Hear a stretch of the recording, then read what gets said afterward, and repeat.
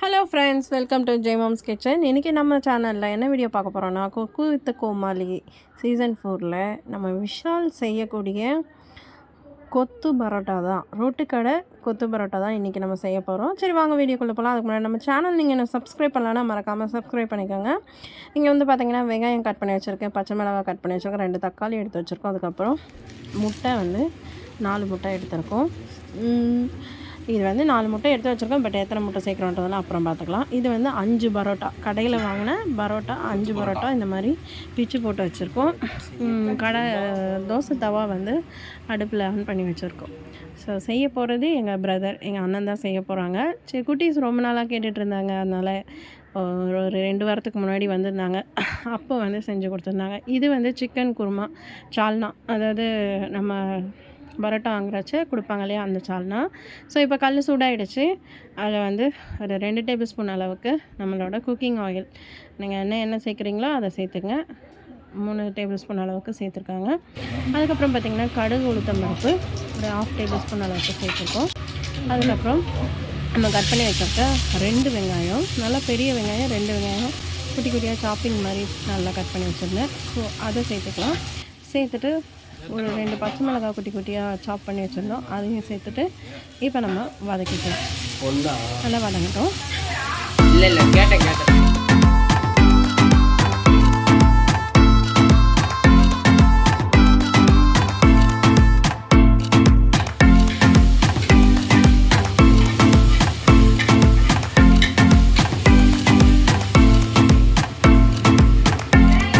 நல்லா வதங்கிடுச்சு வெங்காயமும் பச்சை மிளகாவும். இப்போது இதில் வந்து கருவேப்பிலை சேர்த்துக்கிறோம். கருவேப்பிலை சேர்த்து ஒரு வதக்கிக்கலாம். கருவேப்பிலை நல்லா வதங்கி வந்த பிறகு சும்மா ஒரு 1/4 ஸ்பூன் அளவுக்கு உப்பு சேர்த்து கொஞ்சமாக எண்ணெய் சுற்றி விட்டு அதையும் வந்து ஒரு மிக்ஸ் பண்ணி விட்டுட்டு, இப்போ வந்து 2 தக்காளி எடுத்து வச்சுருந்தோம் இல்லையா, அதை வந்து நல்லா பிழிஞ்சு சேர்த்துக்கிறோம். ஏன்னா வந்து கட் பண்ணி போடுறத விட பிழிஞ்சு விட்டோன்னா அந்த ஜூஸ் வந்து நல்லா இறங்கும், செம்ம டேஸ்டியாக இருக்கும். அதுக்காக தான் இந்த மாதிரி செய்கிறோம். ஸோ நல்லா மிக்ஸ் பண்ணி விட்டுக்கலாம். தக்காளி சேர்த்துட்டு நல்லா வதக்கிக்கலாம். தக்காளி நல்லா வதங்கட்டும்.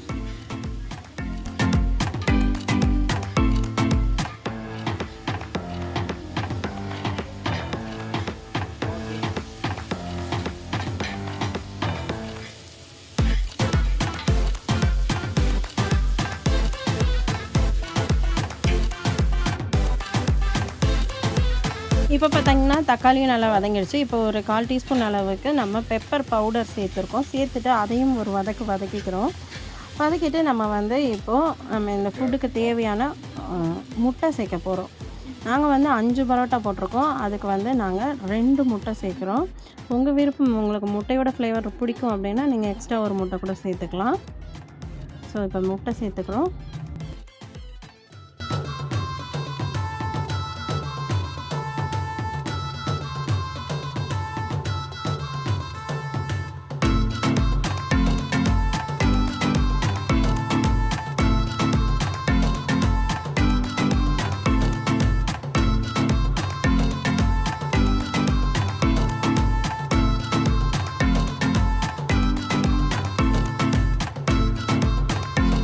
இப்போ பார்த்திங்கன்னா சூப்பராக 2 முட்டையை சேர்த்தாச்சு. அதை வந்து நல்லா நம்ம வந்து மிக்ஸ் பண்ணிக்கலாம். அந்த வெங்காயம், தக்காளி, பச்சை மிளகாய், கருவேப்பிலை எல்லாமே சேர்ந்து நம்ம நல்லா அந்த மிக்ஸ் பண்ணிக்கலாம்.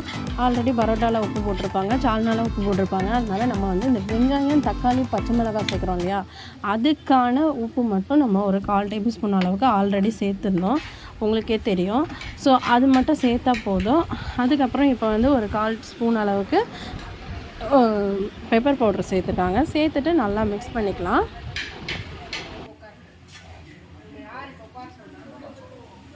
இப்போ மிளகுத்தூள் சேர்த்து வதக்கிட்டு அதுக்கப்புறம் பார்த்திங்கன்னா நம்ம பிச்சு வச்சுருக்கோம் இல்லையா, அந்த பரோட்டா எல்லாம் வந்து போட்டுக்கலாம். நீங்கள் வேணும்னா கட் பண்ணி கூட சேர்த்துக்கலாம் பரோட்டாவை. நாங்கள் வந்து பிச்சு போட்டு தான் நாங்கள் பரோட்டா சேர்த்துருக்கோம். ஸோ நம்ம கட் பண்ணி வச்சுருக்க 5 பரோட்டாவையும் இதில் சேர்த்துக்கலாம். சேர்த்துட்டு நல்லா மிக்ஸ் பண்ண போகிறோம்.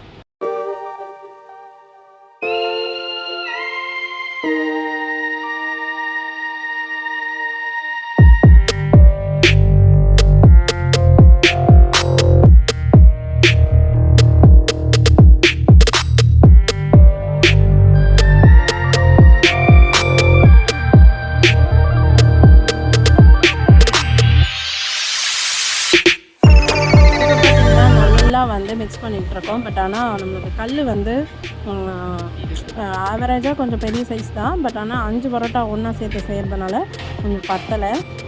குத்த போகிறாங்க இப்போது.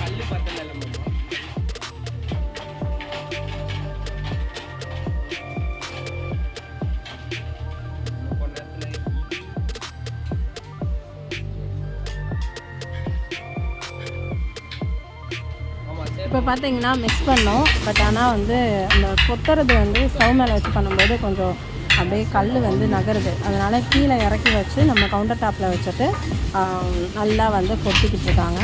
இது வந்து ஒரு கிளாஸ் வந்து நம்மளுக்கு நல்லா ஷார்ப்பாக இருக்க மாதிரி கிளாஸ் எடுத்துகிட்டு அதை வச்சும் பண்ணலாம். இல்லை கிண்ணம் வந்து நல்லா அந்த வரம்பு வந்து ஷார்ப்பாக இருக்க மாதிரி இருக்கும் இல்லையா, அதையும் வச்சும் பண்ணலாம். இல்லை 2 தோசைக்கரண்டி வச்சும் பண்ணலாம். ஸோ எங்கள் அண்ணா வந்து ஒரு தோசைக்கரண்டியும் ஒரு கப்பு நம்ம கிளாஸ் இருக்கும் இல்லையா, அதில் ஷார்ப்பாக இருக்க மாதிரி வாய் இருக்க மாதிரி கிளாஸ் வச்சு அதை வச்சு தான் கொத்திக்கிட்டு இருக்காங்க. ஸோ கொத்து பரோட்டா ஆல்மோஸ்ட் ரெடி ஆகிட்டுருக்கு. சரி வாங்க அடுத்து என்ன பண்ணுறாங்க பார்க்கலாம்.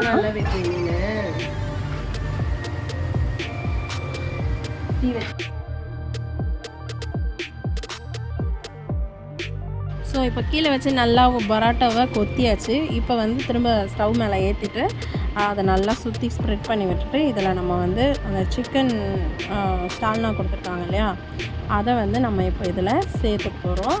ஸோ லாஸ்ட்டு இது நம்ம கொத்து பரோட்டாவில் சேர்க்க வேண்டியது சிக்கன் சால்னா தான். அதை ஊற்றிட்டு நல்லா சூப்பராக மிக்ஸ் பண்ணி விட்டு அதை வந்து அந்த ட்ரை ஆன பிறகு இறக்கணுன்னா செம்ம டேஸ்டியான ஒரு ரோட்டுக்கடை கொத்து பரோட்டா தயாராகிடும். ஸோ இவ்வளோ தான் மேக்கிங். ஸோ எப்படி செய்கிறாங்கன்றதை அப்படியே கண்டினியூவாக பார்த்துட்டே இருங்க. நான் ஃபினிஷிங்கில் வரேன்.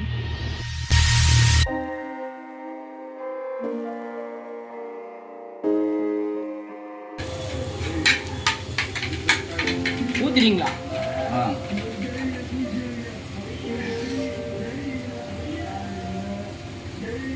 பரோட்டா மாஸ்டர். கொத்து பரோட்டா மாஸ்டர். கொத்து parotta master. Audience waiting. Waiting. ஒரு ரவுண்ட் போட்டு வந்துட்டாங்க. நானும் வயிற்றுல அடிச்சு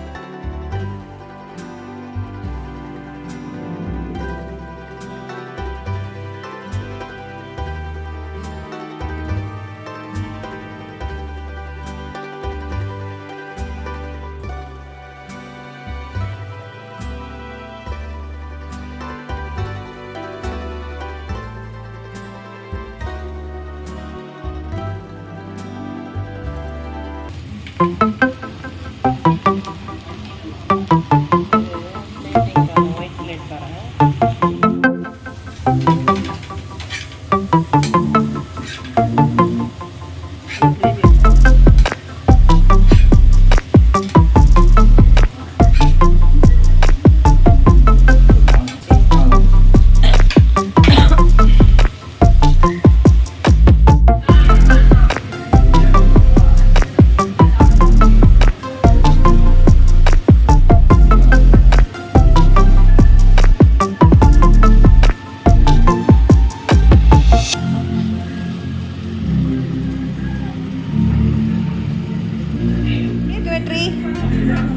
நல்லாக்கா?